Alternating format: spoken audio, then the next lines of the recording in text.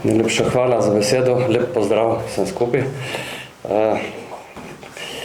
V mestnem odboru Nove Slovenije Nova Gorica smo predlagali Antona Hareja za mesto predsednika Nove Slovenije.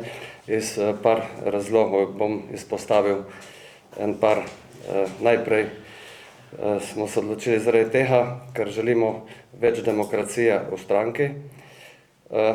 Naslednje, da za koalicijo s sorodnimi strankami že pred volitvami, ne potem, da ljudje vedo, kdaj, kaj volijo in ne mečemo glasov v stran nasprotnim strankam. Naslednje, za več poudarka o osamosvojitveni vojni, trenutku, ko smo bili kot narod najbolj povezani. Naslednje bi bilo povedati, da je narod in država pred stranko in ne obratno. In Harej, mislimo, po našem mnenju, da bolj prisluhne ljudem na terenu, tudi širše, v širšem smislu. To govorimo vodstvu stranke že vsa leta, tudi v svetu Nove Slovenije, a nismo bili slišani, pregledani po strani. Zato smo se odločili, da predlagamo za predsednika na kongresu Antona Hareja. Toliko z naše strani. Hvala lepa. Ja, en lep pozdrav tudi v mojem imenu. Vse lepo pozdravljam, da ste prišli v velikem številu. Vedno, ko imam tiskovne konference, pridejo dosti novinarjev, tako da imam očitno kar lep obisk. Sem Anton Harej, mož in oče dveh hčera. Po izobrazbi sem univerzitetni diplomiran politolog. Delam pa, sem zaposlen na Ministrstvu za kohezijo in regionalni razvoj.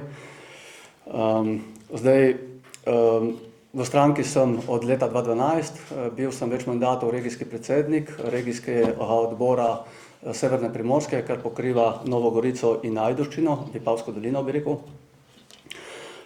Drugače pa politične izkušnje pa eno leto po odhodu Pivčeve v zadnji Janševi vladi sem opravljal funkcijo državnega sekretarja na Ministrstvu za kmetijstvo, gozdarstvo in prehrano. Pokrival sem področja lovstva in gozdarstva. Potem pa po volitvah, ko smo šli v opozicijo, pa sem po lokalnih volitvah nastopil mesto podžupana mestne občine Nova Gorica. Tako da sem tam bil 2 leti in pol. Zdaj, kot državni sekretar sem si močno prizadeval, da se zemljišča iz sklada kmetijskih gozdov, se pravi, ki so v javni ali pa državni lasti, ne prodajajo večjim pridelovalcem, to so podjetja, da se ne prodaja podjetjem. Takrat smo, če se spomnite, tudi bil je v postopku zakon o kmetijstvu, ki v 6. členu predvideva tudi prodajo, in takrat smo poskušali tisti vrstni red spreminjati. Jaz sem temu nasprotoval, kajti nisem želel, da ima predkupno pravico pri nakupu teh zemljišč tudi podjetja oziroma veliki pridelovalci hrane nad 150 hektarjev. Ampak sem hotel, da se krepi kmeta do 150 hektarjev velikega. Poleg tega sem poznan pa tudi kot velik nasprotnik zaraščanja površin. Kmetijstvo je tukaj bilo na udaru in hkrati z zaraščanjem se širijo tudi jelenjad in pa tudi zveri. In sem bil velik nasprotnik širjenja zveri proti severu, kajti razumemo, da so zveri prisotne v Kočevju nekako in tudi deloma na Postojnskem prehodno, ne pa da se to spušča v severni del, kajti je potem ogroženo najprej zaraščanje visokogorskih pašnikov in travnikov in tudi izgubljamo kulturno krajino, ki je poznana za ta območja. Kot podžupan sem se pa trudil v bistvu v Evropski prestolnici kulture opozoriti na določeno temo, ki je bila spet potisnjena na ukot. nekako kot podžupan sem začutil to potrebo, kajti če izvajamo skupaj z italijansko, v Gorico v Italiji, ni samo italijanska, je tudi slovenska, za Gorico v Italiji, Novo Gorico, in imamo tukaj dobrih 15 milijonov vreden program, je prav, da spregovorimo tudi tematiki, ki je manj prijetna in se nekako potiska na stran. Tu so ti medvojni, predvsem povojni poboji tudi na Goriškem.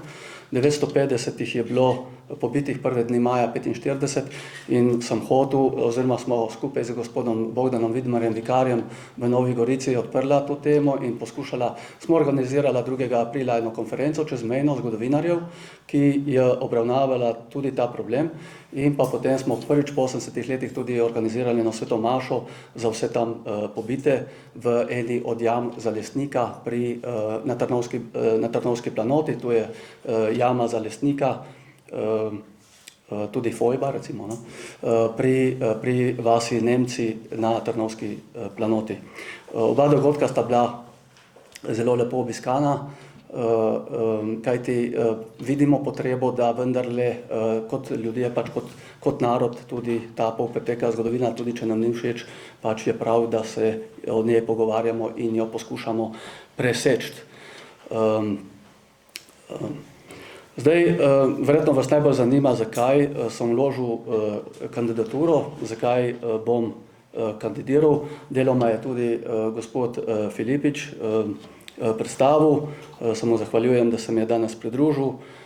Jaz, glede na to, da sem relativno kasneje vložil kandidaturo, vložil sem jo pred slabimi 14 dnevi, seveda relativno pozno, glede na gospoda Vrtovca, jaz ga spoštujem, seveda sva tudi kolega strankarska, vendar se mi je zdelo pomembno, no, da opozorimo tudi na določene stvari, ki so morda bile v preteklosti, smo bili kot teren manj slišani. Spravi, jaz sem kot en kandidat, ki prihajam iz terena, poskušali smo vedno biti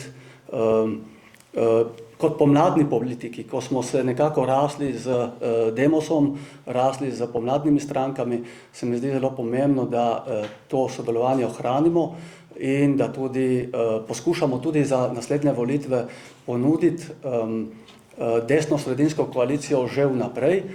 Tukaj sva morda tudi z gospodom Vrtovcem malo različna. Jaz sem bolj za to, da morda pridemo do neke koalicije že pred volitvami, no? Da ne čakamo tisti ponedeljek po volitvah, ampak da nekako poskušamo, ker verjamemo, da ravno desno-sredinska koalicija resnično prinaša spremembe na bolje. Desno-sredinska koalicija, bi rekel, ta demokratični blok nasproti temu, bi rekel, strankam tranzicijske levice, ki so ujete v neke strice iz ozadja, bom rekel, ki so prve imele izključevalni odnos do največje desno opozicijske stranke. Se pravi, če že sledimo, to je že patološko, bi rekel, mi nimamo zdravega političnega okolja, ker enostavno stranke leve opcije, razen Dobre države, ki je bil nek poskus, vse a priori izključujejo sodelovanje z največjo desno opozicijsko stranko. Potem največja desna opozicijska stranka se je odzvala na isti način, kar pomeni, da smo sedaj mi, kot krščanski demokrati, ki smo sposobni se pogovarjati s katerokoli stranko, nekako potisnjeni v kot in smo nekako potem jih seveda dobivamo nekako napade iz leve in desne, vendar moramo biti na to ponosni. V bistvu mi nobenega a priori ne zavračamo in se znamo pogovarjati o katerikoli temi s komerkoli, in to se mi zdi, da je ena logična in pametna drža za vsako politiko. Ljudje naši hodijo v službo, hodijo delat, si zaslužijo kruh. Politiki smo pa poklicani, da sodelujemo in da se pogovarjamo in iščemo konsenz o katerikoli temi. Izključevanje ni dobro za slovenski narod in ni dobro na to, da se stalno delimo na leve in desne. Mislim, da so ljudje to pričakujejo da se ne delimo, ampak da se povezujemo. Zato mi je tudi zelo pomembno, da se naslonimo na zadnjo, se pravi na 90. leta. Mi smo v 90. letih izpeljali demokratizacijo Slovenije in pa tudi osamosvojitev. Mi moramo biti na to obdobje najbolj ponosni, kajti tu je to obdobje nas združuje Slovence, 97% oziroma čez 90% je takrat glasovalo za samostojno Slovenijo in takrat smo bili slovenski narod najbolj enotni. In zato je prav, da se tega zavedamo in da smo na to ponosni. Tudi moj program, ko prihajam v to kandidaturo, bi rad članstvo in pa simpatizerje pozval oziroma povabil, da se začnemo zavedati, kaj imamo. Veste, ogromno narodov, Kurdi, Baski so večji narodi od slovenskega, pač nas je 2 milijona in nimajo svoje države. Mi jo pa imamo. Mi smo izkoristili 90. leta, imamo samostojno Republiko Slovenijo in na to moramo biti upravičeno ponosni. Tako da bi rad tudi v šolski sistem, mi se moramo zavedati in pa tudi ta civilna družba, ki se s tem ukvarja, da smo bolj aktivni pri prepoznavanju in poznavanju ključnih momentov v teh obdobjih. Se pravi, 8. april, prve demokratične volitve, 8. april 90, 9. november, odločitev za plebiscit v Poljčah, potem imamo 17. december, postrojitev takrat te manevrske strukture narodne zaščite, potem imamo plebiscit 23. december 90, potem imamo 25. juni razglasitev države in potem tudi 23. december 91 pa sprejeta prva ustava, demokratična ustava. Tu so ti mejniki, ki bi jih morali naši otroci, naši državljani vedeti kot izstopa. Tu je pa ponavadi pa zmanjka časa tako v 9. razredu osnovne šole, kakor pri srednji šoli v 4. letniku. Tako da tu so mejniki, ki so naredili in so prispevali k naši državi. Zdaj, se pravi, kakor sem povedal, se pravi, vidim desno sredino kot nujnost po tej vladi, levo-sredinski nujnost za normalizacijo razmer. Veste, ta vlada je prispevala k temu, da se je še bolj, zdaj gospodarstvo itak se ohlaja na evropski ravni, ljudje, ta vlada je prispevala še dodatnim novim davkom, se pravi, smo še dodatno obremenjeni. Zunanja politika je zgrešena, kajti mislim, da se kar smešimo v mednarodnem okolju in ideološka razdeljenost se še poglablja in vlada nekako s temi ukrepi žali cele strukture zaposlenih, od zdravnikov do kmetov, do samostojnih podjetnikov in pa konec koncev tudi duhovnikov in vernikov z določenimi posegi v to sfero. Tako da mi imamo en občutek, naši člani, naši volilci imajo občutek, da se vračamo v obdobje pred 91. Kot pomembna tema, ki jo tudi vidimo, je seveda demografija. Pri nas je, kot krščanska demokracija, smo vedno zagovarjali družino. Družina nam je temeljna celica družbe in veste, podatki so katastrofalni. Jaz sem malo pogledal, iz 2011 nam število rojstev pada iz 21.000 na 16.000 in nasproti pa število smrti iz 16.000 nam raste na 21.000. V letu 2016 je bilo prvo leto, ko je bilo več smrti kot rojstev. Zdaj se pa ta razkorak veča, seveda v slabo rojstev, kar pomeni, da nam v letu 2024 nam je bila ta razkorak 5000 ljudi. To je eno lepo mestece, majhno mestece, ali pa dve vasi, z katere izhajam. Jaz sem z Dornberka v Vipavski dolini, pri nas imamo 2000 prebivalcev. To pomeni, da nam v letu 2024 pač je toliko manj prebivalcev. In tu se nam bo poznalo v prihodnih letih in desetletjih, ta razkorak bo vedno večji, primanjkovalo bo delavcev, primanjkovalo bo vpisa v šolski sistem in tako naprej. In tu so te strukturne težave se napovedujejo, tako da brez neke inštitucije, nekega urada ali karkoli bo tukaj težko, ker tu ni samo ekonomski vidik, ampak je tudi sociološki, psihološki. Mi moramo povrniti ljudem, mladim veselje do življenja. Mi moramo povrniti jim zaupanje, da se bojo našle mladim služba, stanovanjski problem in da se bojo lažje odločali za kakšnega več. Tu je nuja glede na trende, ne govorim, da je samo Slovenija tu problem, vidimo celotna Evropa je ta, vendar bo tudi celotna Evropa morala nekaj pri tem reči. Celotna Evropa je pač v dekadenci in tu moramo ta obrat je nujno potrebno obrniti, da se bo začelo dvigati. Rojstva je treba nujno dvigati. Zdaj, seveda je kmetijstvo vidim najprej gospodarstvo, no. Pri gospodarstvu sem že malo nekaj omenil, mi bi radi nagradili zaposlene ljudi, delovno pridne. Tu sta že Janez Evangelist Krek, pa tudi Andrej Gosar o tem veliko pisala in razmišljala. Mi smo zagovorniki delavca, kmeta, zaposlenega. Tukaj je potrebno nagraditi, delo je treba nagraditi, motiviranost je treba nagraditi in seveda tukaj je ta zelo pomembno, da se pomaga in spodbuja k učinkovitosti in storilnosti. Pri kmetijstvu je pa pomembno to, sem zagovornik samooskrbe. Seveda samooskrba pride problem, kadar je COVID ali pa kadar pride kakšno znanje, pač Bog ne daj, vojna. Drugače imamo prost pretok nakupa, blaga in tako naprej.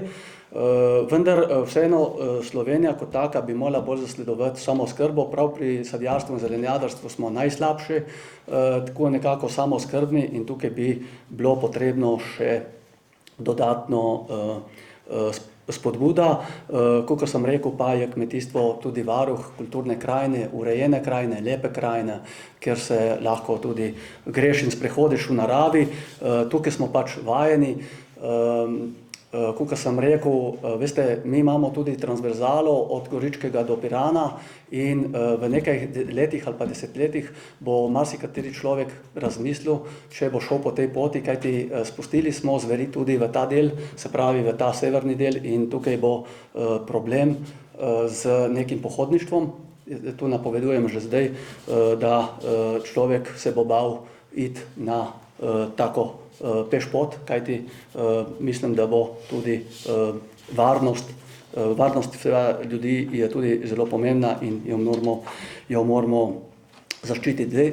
Naslednja zadeva je pa kot odgovor svobodi. Zdaj, svobodo ni nič narobe, zdaj, če je pa svoboda taka, ki lahko posega tudi v svobodo drugega, je pa aroganca in nasilje. Tako da se mi zdi, da bolj kot svoboda nam slovenskemu narodu manjka dostojanstvo.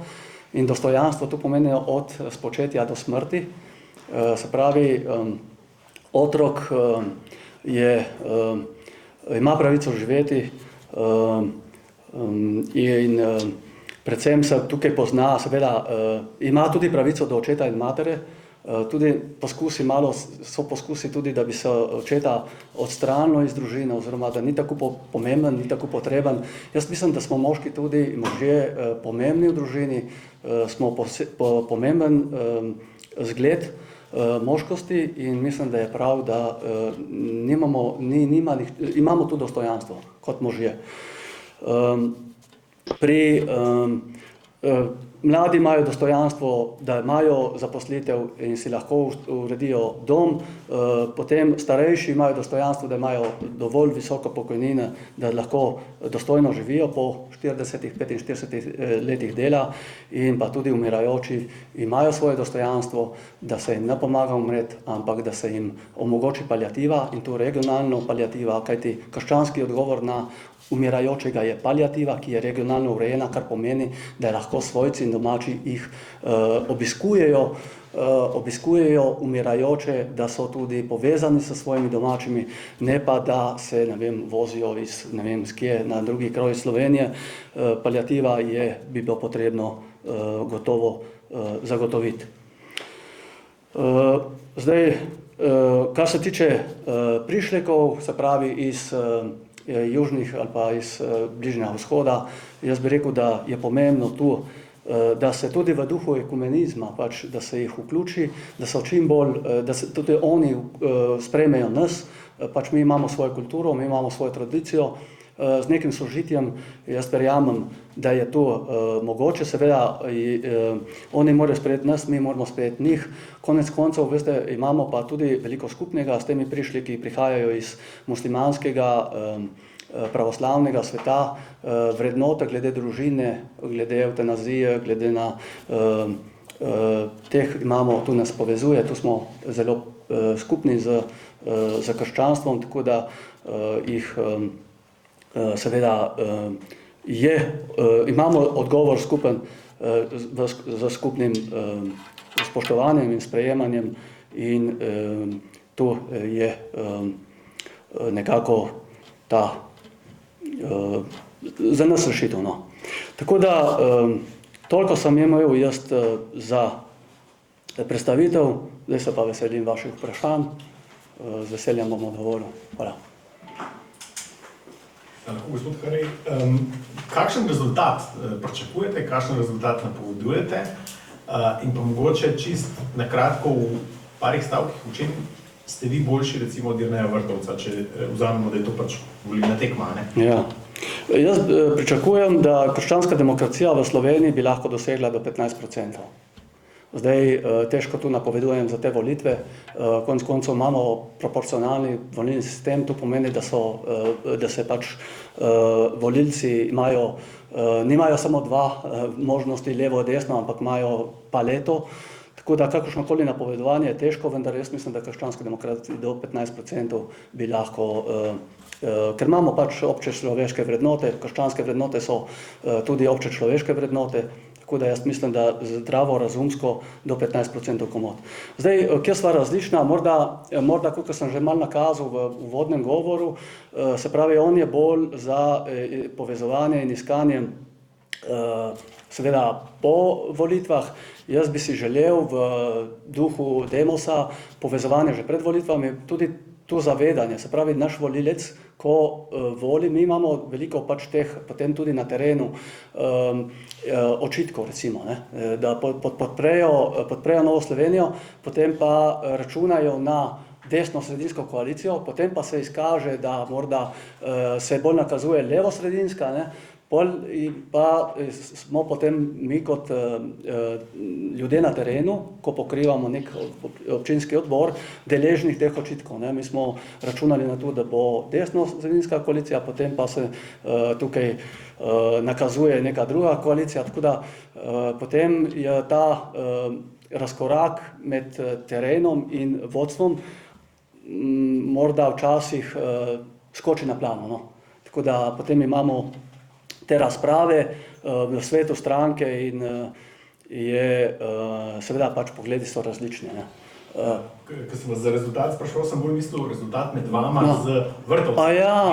Znotraj stranke. Ja, to je težko napovedati. Neha podpirajo vsi odbori regionalni, podpirajo ga vse notranje strukture, od Kmečke zveze do teh seniorjev, zdaj ženska zveza, ne vem to točno. V glavnem, vsi so mu dali podporo, on je bil prej napovedal, on je uveljavljen politik, jaz tu nisem, tako da po svoje razumem, da so te strukture nekako podprle. Računam jaz gremo v to in se bomo zmirili v soboto. Težko karkoli rečem. Imam podpornike v vseh občinskih odborih, koliko bojo pa potem sami delegati odločili zame, to pa težko karkoli napovem. Lahko bo, ne vem, 10%, lahko bo 30%, bomo videli, ne morda po 50%, ja, bomo videli, kako se bo zadeva odvila do sobote. Nemci špilajo fuzbal do zadnje minute, tako da bomo tudi mi dva igrala igro do zadnje. Imamo še predstavitev na samem kongresu in potem se bo pokazalo, ko se zmerimo, koliko smo težki. Kako pa razumete neke pomisleke ali pa morda očitke, da je vaša kandidatura spodbujena zunaj stranke, od akterjev zunaj stranke? Jaz, če bi samo akterje zunaj stranke poslušal, se ne bi odločil za kandidaturo, ker pol bi bilo to res preveliko tveganje. Jaz sem se posvetoval, mestni odbor me je predlagal, potem sem se pa posvetoval z različnimi gospodarstveniki, medijskimi delavci in tako naprej. Malo sem potipal utrip in tako se mi je nekako išlo, da sem se potem odločil. Jaz samo z podporo mestnega odbora ne bi mogel kandidirati, ker pa sem imel te impulze in tudi te kontakte z drugimi člani stranke in predsedniki občinskih odborov, ki so me nagovorili, naj vendarle kandidiram, sem potem vložil kandidaturo. A vas je kdo iz SDS-a mogoče spodbudil k tej kandidaturi? Ne, mislim, da neposredno iz SDS-a ne. Zdaj imamo pa res simpatizerje in pa tako, imamo nek ta blok in nekako res naši volilci si želijo nekega sodelovanja bolj tesnega z SDS-om. Nekako pa tudi zaradi teh očitkov, če da smo satelit SDS-a, so bili potem tudi ta občutljivost je bila vedno prisotna in so nekateri tudi v stranki želeli se nekako bolj zastaviti svojo linijo. Potem tu pa včasih pride posrečeno, včasih ne, tako da včasih se potem nekako pride do tega razhajanja po nepotrebnem, tako da mi kot pomladni volilec, kot nekako zavezan k res strukturnim spremembam, veste, tu moramo, tu prvorazrednost in drugorazrednost mi moramo tu razčistiti, ne. Poglejte, na eni strani imamo politike prvorazredne, ki se jim odpiše 48 milijonov, ne, dolga ali pa imamo predsednika vlade, ki vemo, da ima odprte transakcijske račune, v drugih državah pa se nič ne zgodi.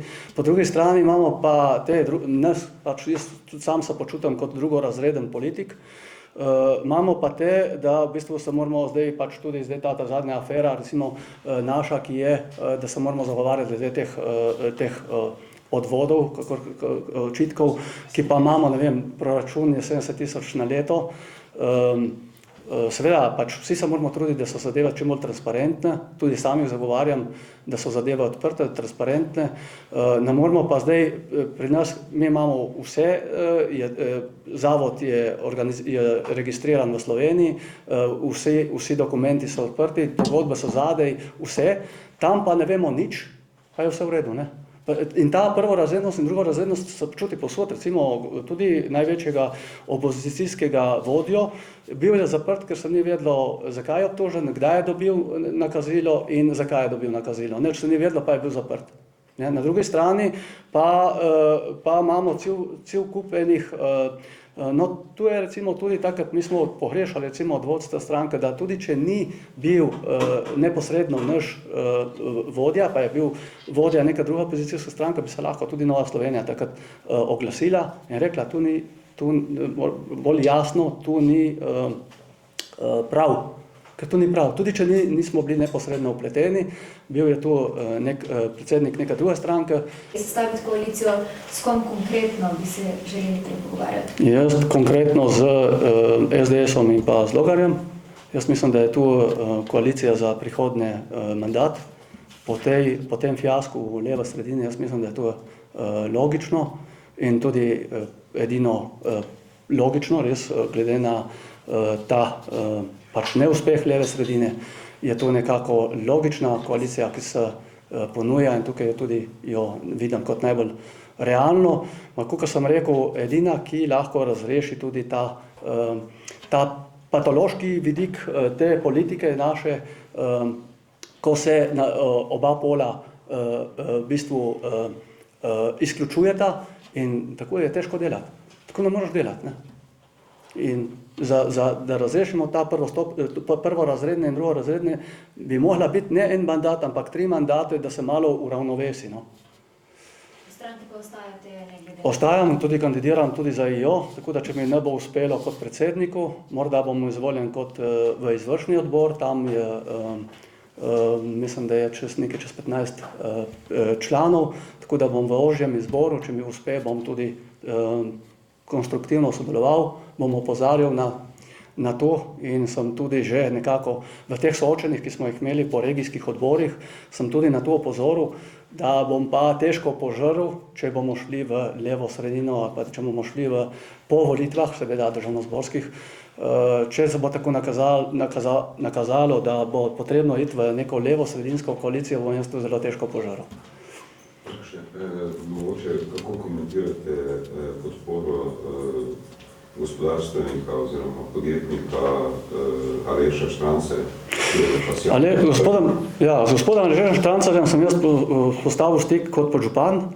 Mi smo, kot podžupan sem organiziral tisto konferenco čezmejno. Veste, mi smo dali 4 zgodovinarjem italijanskim, smo dobili, oni so govorili o fašizmu. Naših 5 oziroma 4 so govorili o komunizmu. Mi smo pristopili k tej konferenci to, da moramo sami razčistiti svojo zgodovino. Italijani morajo razčistiti svojim fašizmom, mi pa moramo s svojim komunizmom, ki je naredil tudi dosti gorja. In na tak način smo mi to organizirali, to konferenco. Jaz sem prosil za financiranje, 1600 evrov je bilo simultano prevajanje, ker smo imeli res obiskovalce iz obeh strani meje. Jih nisem dobil. V okviru programa, sem rekel, čez 15 milijonov je vreden program EPK. Jaz nisem našel, je gospod Štrancar to podprl. To zdaj lahko povem, takrat sicer je bilo, nisem hotel tu. In potem tudi, tako da smo tisto konferenco tu izvedli, bila je zelo odmevna. Tudi na italijanski strani so pozdravili seveda zdravorazumski, kajti veste, tudi če se spomnite Pahor Mattarella, tistega sporazuma zgodovinarjev. Ona dva sta se zelo trudila, da bi nekako oba naroda spravili med sabo. Vendar je bil potem očitek, Rim je to spravil v predal s tem očitkom, da so te zgodovinari so preveč, spravi naši zgodovinari so pisali o fašizmu, ne? In njihovi zgodovinari so pisali o komunizmu. In tudi do zdaj so bile vedno konference take. Naši zgodovinari so točili čez fašizem, njihovi zgodovinari so točili čez komunizem. Nikoli nismo prišli skupaj. Mi moramo sami razrešiti svoje stvari, oni morajo sami razpucati svoje stvari. To je edino spravno, logično in spravno dejanje, da razčistimo in tudi Slovenci, da pač razčistimo tudi s tretjim totalitarizmom in to je zelo, zelo težko, sploh na Primorskem, z katerega izhajam, iz območja izhajam, kot demokristijan, nekako pač v meni je vcepljeno to, da je fašizem, nacizem in komunizem nekako na istem. Ne? Na Primorskem je pa, imamo fašizem in nacizem na eni strani, na drugi strani imamo demokracijo, komunizem je pa nekaj vmes, ker se je takrat seveda boril za, v okviru pač partizani so se borili tudi za obstoj slovenskega jezika in tudi vrnitev Primorske pač v matično domovino. In je pač to neka polpretekla zgodovina, ki prihajam iz tega območja razumem. Ne? Drugače pa kot vzgoja in kot kristjan pa vem, da je komunizem storil zelo, zelo veliko gorja. No, jaz morda sem prej pozabil še povedati, razrešen sem bil po odhodu iz Dneva državnosti 28. junija letos, ko sem kot podžupan se udeležil te medobčinske proslave ob Dnevu državnosti. Bil je govornik gospod Sajovic, minister za obrambo in je iz tega, se pravi, osamosvojitvenega dogodka, kjer se spominjamo razglasitev samostojne države, prišel na drugo svetovno vojno, govoril sicer ves čas o enotnosti, vendar potem je prišel na drugo svetovno vojno in tam pač omenil, da so bili po drugi svetovni vojni tudi izdajalci in poraženci, na kar pač jaz po vseh teh konferencah in po tej maši pri Zalesniki sem ustavil in pač proslavo zapustil, ker jaz s tem podajanjem se nisem strinjal, kar me je potem po enem mesecu stalo glave kot podžupana.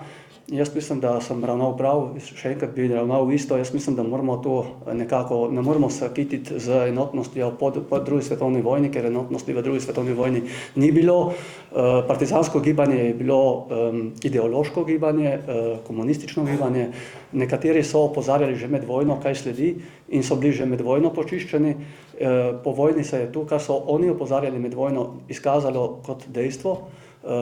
Bilo je pač 100.000 žrtev na naših tleh, od tega 15.000 Slovencev, in tu je nekako pač, tukaj si moramo narediti čistega vina in nekako našo polpreteklo zgodovino razrešiti, kajti iz tega, prav iz te delitve izhaja tudi ta prvorazrednost in drugorazrednost. Tu ta delitev, da pred sodiščem je nekdo obtožen za nič, ne, za drugorazredne velja najstrožji zakone. Za prvorazredne pa se odpišajo milijoni, in to se vleče od takrat. Tu je zapuščina socializma, tu je zapuščina prejšnje države, mi nismo uspeli vzpostaviti res pravne države, ko smo vsi enaki. In tudi ta provokacija, jaz ti rečem provokacija, gospoda Štrancarja, ko je dal to glede primerjavo predsednika vlade in Mussolinija, je tu. Zdaj, kaj se bo zgodilo? Ker če ubi nekoga ni kaznivo, na drugi strani pa primerjava Mussolinija pa je, to je čisto na dlani, da pravila za ene ne veljajo za druga. Na eni strani lahko rečeš, kar češ, če pa imaš drugorazrednega državljana, lahko rečeš, kar češ, pri prvorazrednem pa moraš paziti. To je tista točka, na tej točki sta se z gospodom Štrancem našla, ker govori se, da ste vi nekako Bajukova linija, nadaljevanje Bajukova linije stranke. Tudi, pa morda tudi gospod Vrtovec, se spomnite, mislim, da 2002 se je zavzemal za proti Titovi cesti. Potem smo bili tudi gospa Ljudmila Novak 2015, zakon o pač urejenju grobišč. Tako da, tu je bila nekako vedno naša tema. Tukaj smo bili mi nekako tisti, ki smo na to opozarjali in se trudili v tej smeri. Jaz mislim, da moramo to linijo nekako ohraniti. Pač, to ni predvolilna tema, ker pač spet deli, vendar je v nekem interesu čisto nacionalnem, da tu moramo razčistiti, ker tu nas dela leve in desne, tu nas dela prvorazredne in drugorazredne, tu nas deli. In dokler mi ne bomo prečistili tega, bomo vedno, jaz tudi kot politik krščanske unije, bom vedno drugorazredni. Jaz sem drugorazredni politik. Jaz priznam, da sem drugorazredni politik, ker pripadam desno-sredinski opciji in sem pač obsojen na to, da sem jaz drugorazredni politik. Graditi na osamosvojitvi. Ja, zato pač mi bi gradili enotnost, takrat, ker smo bili najbolj enotni, mi smo bili najbolj enotni pri demokratizaciji, takrat se je ta enotnost pokazala, takrat nimamo kaj si očitati, smo bili pač levi in desni zato, da smo prišli do svoje države in do demokratizacije in na to moramo biti ponosni na tem graditi. Tu je potem pogled naprej, da smo enotni. V različnosti, tako je.